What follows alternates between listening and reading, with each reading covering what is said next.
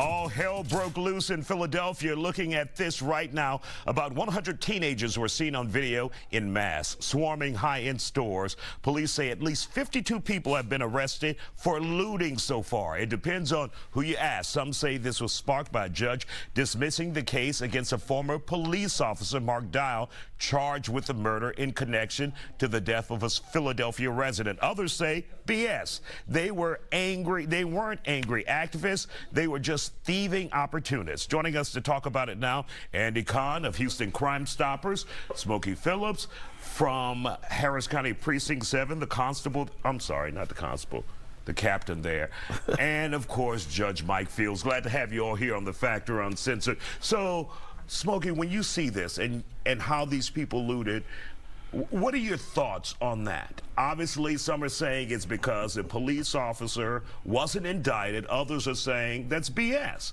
They just took advantage of the situation. From what I read, the law enforcement resources were dealing with the situation with the officer being no bill or acquitted. And from what I read, the social media, personal social media influenced the younger folks, teenagers, to get involved in this type of looting activity. They're saying there's no connection between the officer and the looters. This was based on an effort to stage in different areas of parking lots in order to get this crime done. But let's take a look at it. What do you think happened here?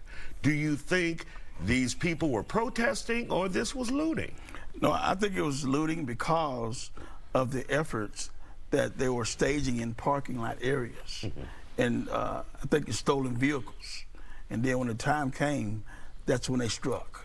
So all right. I think it wasn't connected with the officers. Andy Kahn, your thoughts. Are we out of control in America? We've seen this over and over again around the country. This is not an anomaly. This is not some rare occasion. This is happening all over. Luckily, it's not happening in Houston. We got to be thankful for that. But we have these cute code words that we call them flash mobs, right? Let's be real. This is engaging in organized criminal activity, and the retail industry has become deserts. Target, Nordstrom's, Macy, all over the country, they're vacating. All you're going to have is shuttered stores. And one of the reasons that we are seeing is because we classify these types of offenses as nonviolent property offenses. And offenders know that. Risk versus rewards. Very little risk, a lot of rewards. Judge Mike Fields, what is your assessment of this?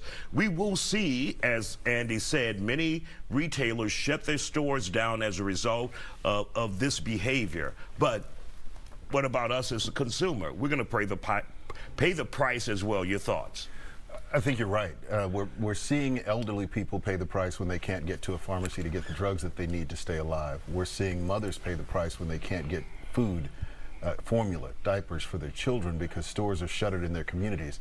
A lot of these communities do not have great public transportation. They don't have the ability for citizens to get to the services they need. You know, Dr. King once said that a riot is the language of the unheard. Well, these people weren't trying to be heard.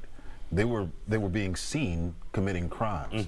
As the police commissioner said, there were legitimate protests, and then there were these opportunists who took advantage of that situation to commit crimes. And really quick, sorry, Sonora, what do you guys suggest, one of you guys, that we do about this? Really quick.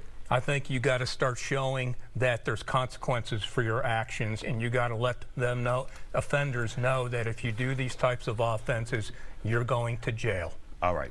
Thank you guys for joining us on The Factor.